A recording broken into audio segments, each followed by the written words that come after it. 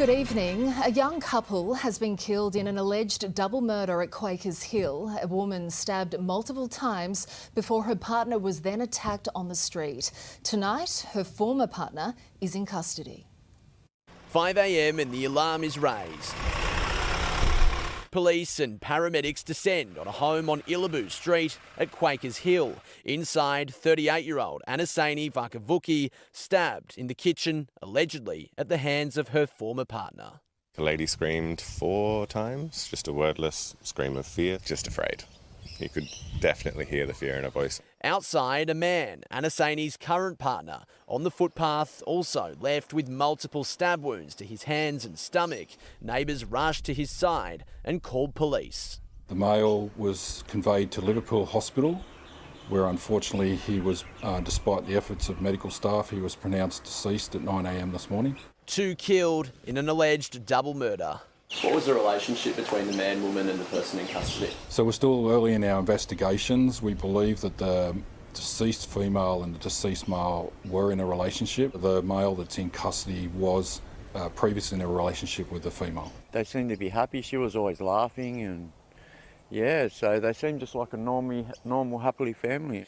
Police say the attack took place just before 5 a.m. The 47-year-old alleged killer fled, dumping a knife at a petrol station on Richmond Road at Woodcroft. By 5:30 this morning, he'd handed himself in to Blacktown Police Station. At this stage, he is cooperating with police. Obviously a very traumatic incident, traumatic for my police and ambulance officers. And again, my condolences go out to the families of the deceased involved in this incident.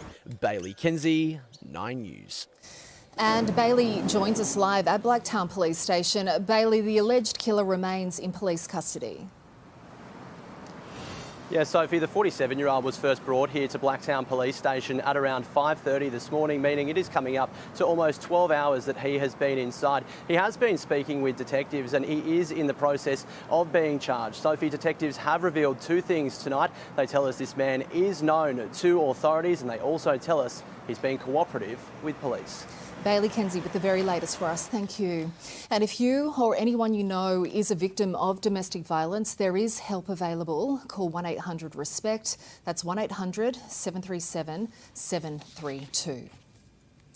When it comes to protecting the Jewish community, the Premier has vowed nothing is off the table. He's actively considering calling in the army to protect vulnerable spaces and the possibility of arming a Jewish security group. Chris Minns encouraging all Sydney-siders to feel safe to go out as we enter a new year. Happy snaps of a little girl, Matilda, enjoying her summer holidays. Now precious memories for her Aunt Lena. I now have Matilda with me. She's always in my heart. Left clutching a toy bee, a symbol of light for Bondi's youngest victim, just 10 years old.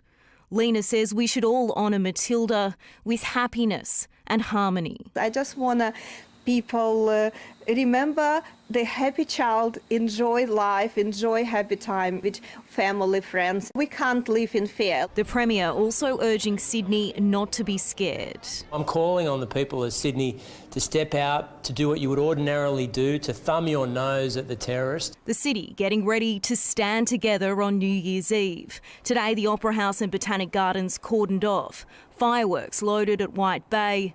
Work too on the Harbour Bridge, which will be lit up with a white dove for the victims of Bondi. And a minute's silence during that period.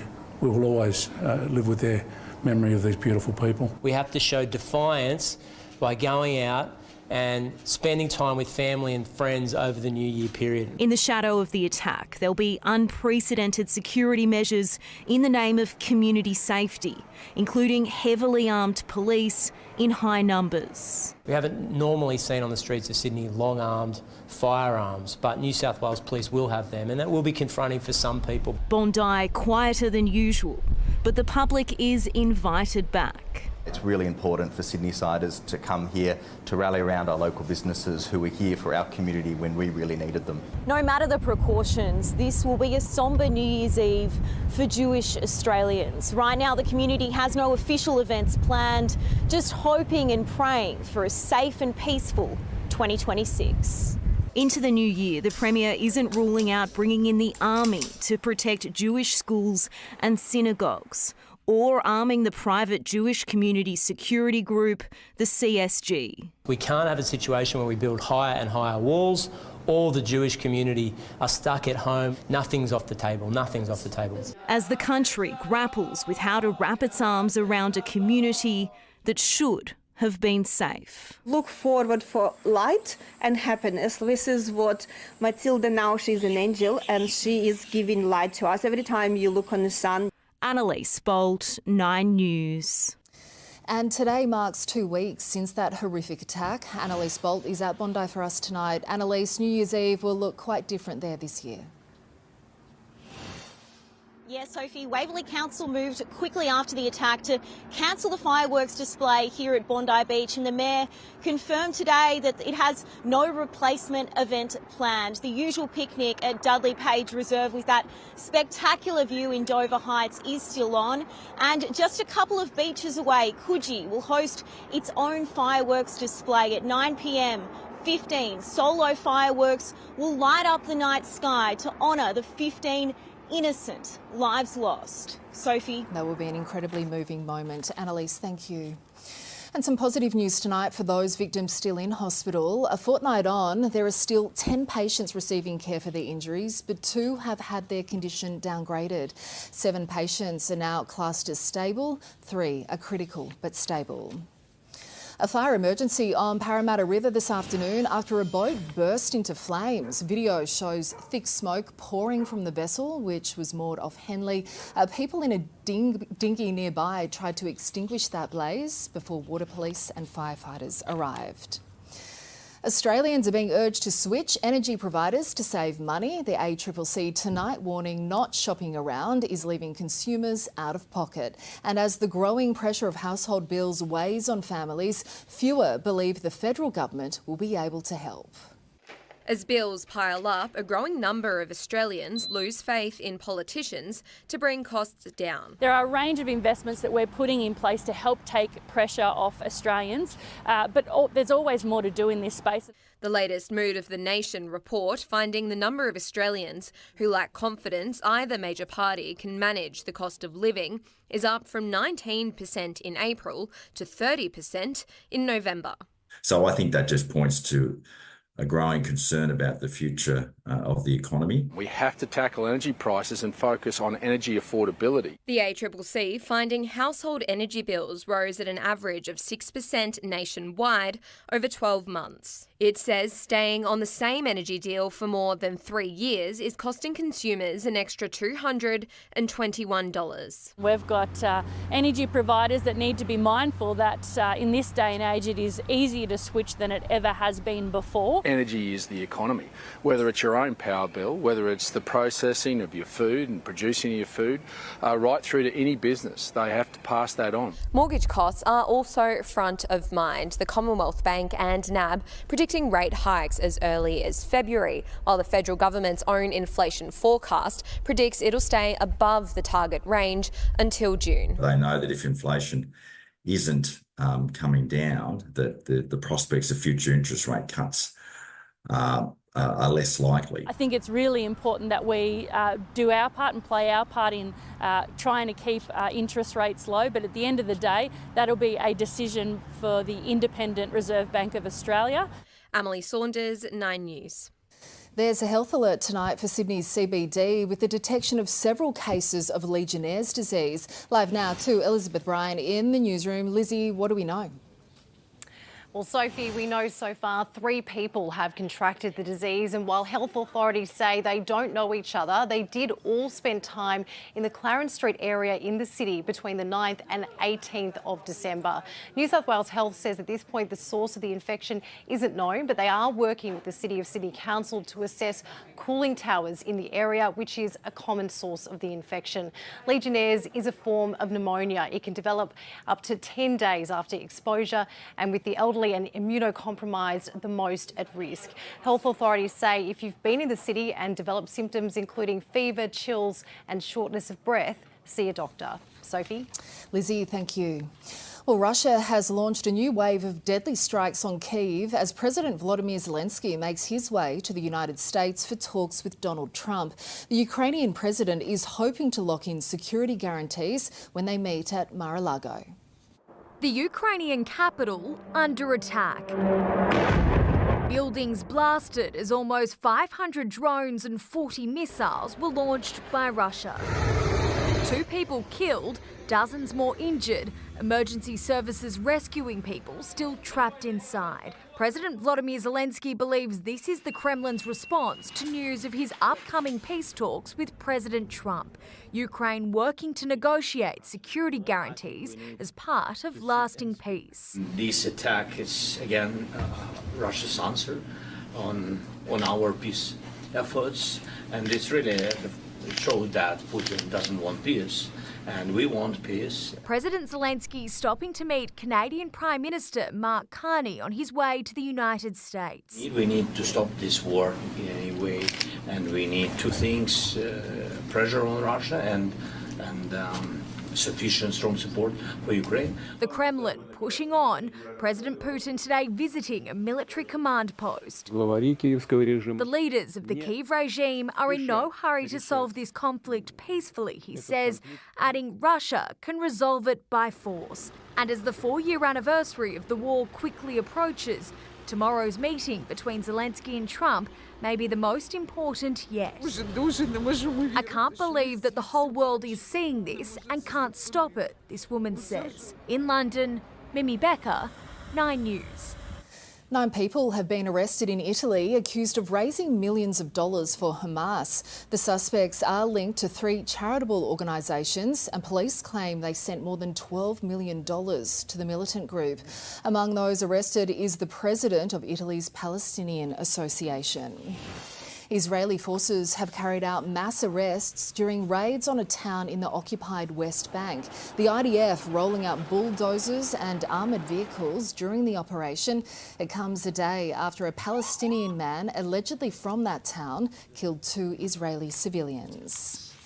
Well, the battle for line honours in the Sydney Hobart yacht race has gone down to the wire, with a winner emerging from a 3-way super maxi battle. Ollie Haig is on the water with them. Ollie, one has just claimed victory there.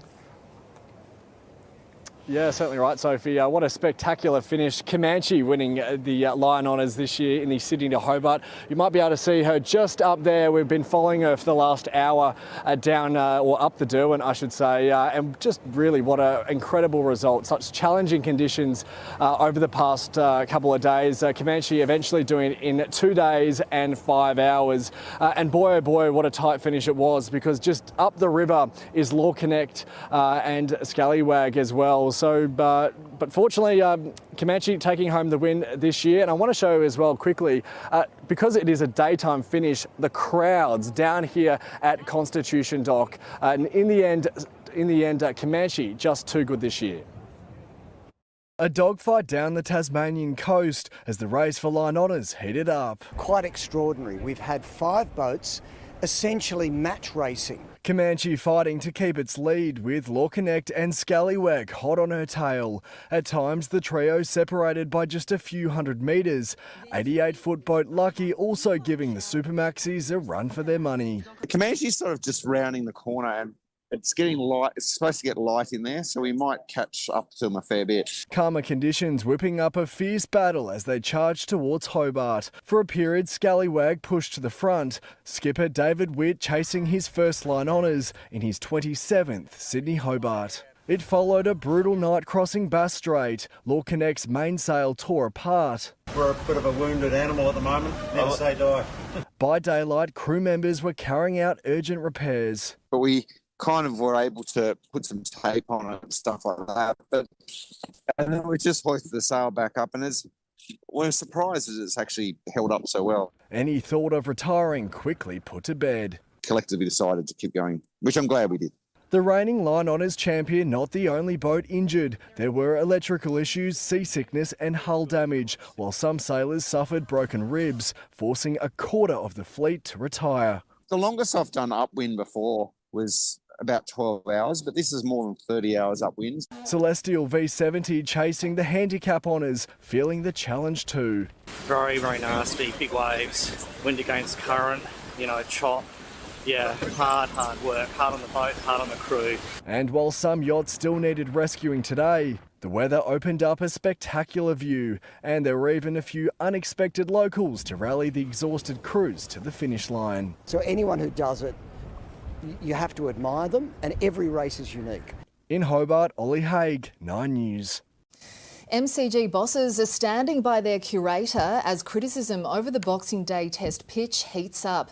More than 100,000 tickets worth $10 million will be refunded as players try to ease the pain of fans who missed out on 3 days of cricket. It should have been hosting 90,000 fans, but today the MCG was silent. Cricket's biggest game gone in just 2 days. I didn't think we'd be standing here. Like, for 7 years, we've just had a really good run, and we just did not anticipate it. The pitch is being blamed for what's only Australia's 4th ever 2-day test, but the 2nd this series. You lose 40 wickets in less than 2 days. You have to ask, like a few questions on why. The man who prepared it, curator Matt Page.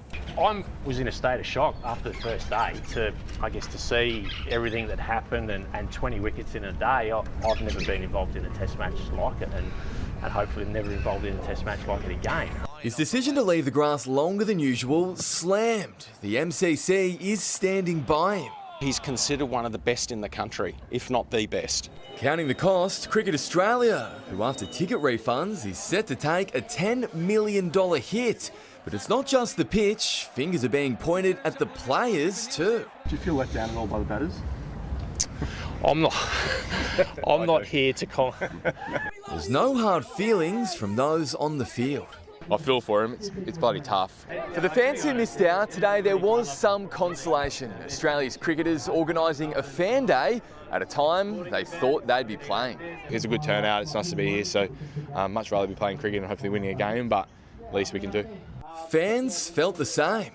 I flew in from the United States, so it's kind of disappointing for me. It's nice what they're doing today, but would have loved to have been inside the MCG and got the atmosphere. After the test match in Perth that only went for 2 days, I couldn't possibly think it'd happen again. However, as the Poms packed into pubs across Melbourne this afternoon, still celebrating their win, there wasn't much sympathy. Don't care if Australia lost and it's cost them a lot of money, but we enjoyed our day. It's not often we do. Sam Jordan, 9 News. Time now for a check of the day's weather. Good evening, Maggie. Good evening, Soph.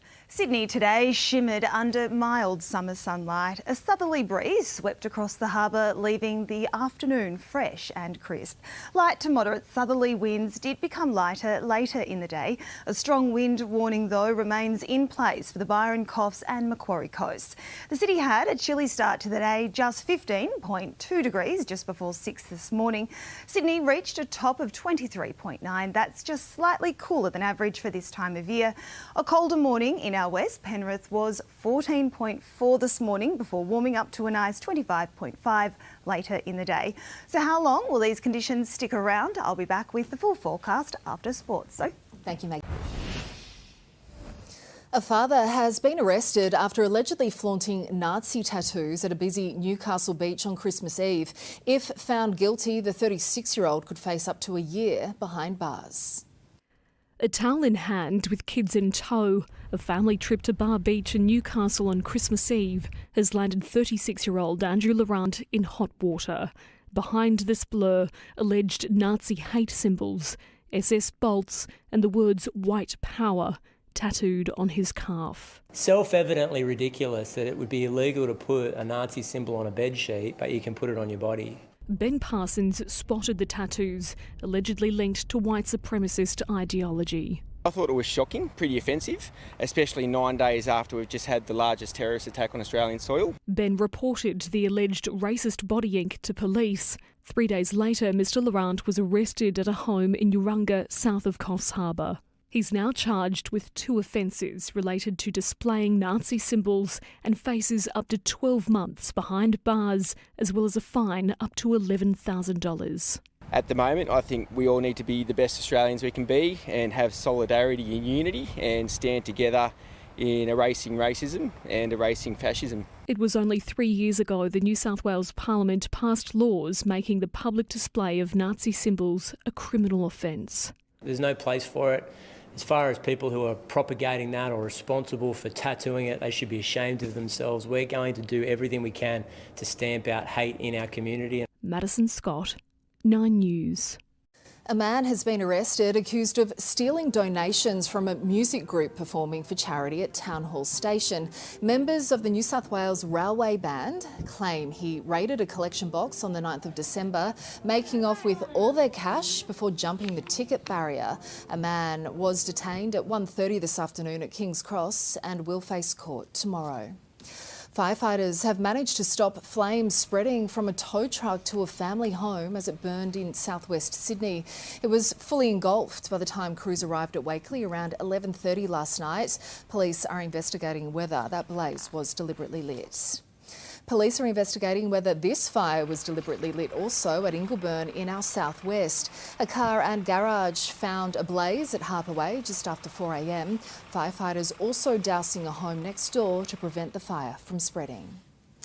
A 74-year-old hang glider pilot is in hospital with head and back injuries after crashing just south of Newcastle. He took off near Merriweather Beach yesterday afternoon when witnesses say he rapidly descended. When he was taking off, he looked super shaky. He was tried to take off a couple of times and had to be held down by the guys holding him because he just was unsure of the actual takeoff. He is in a stable condition at John Hunter Hospital.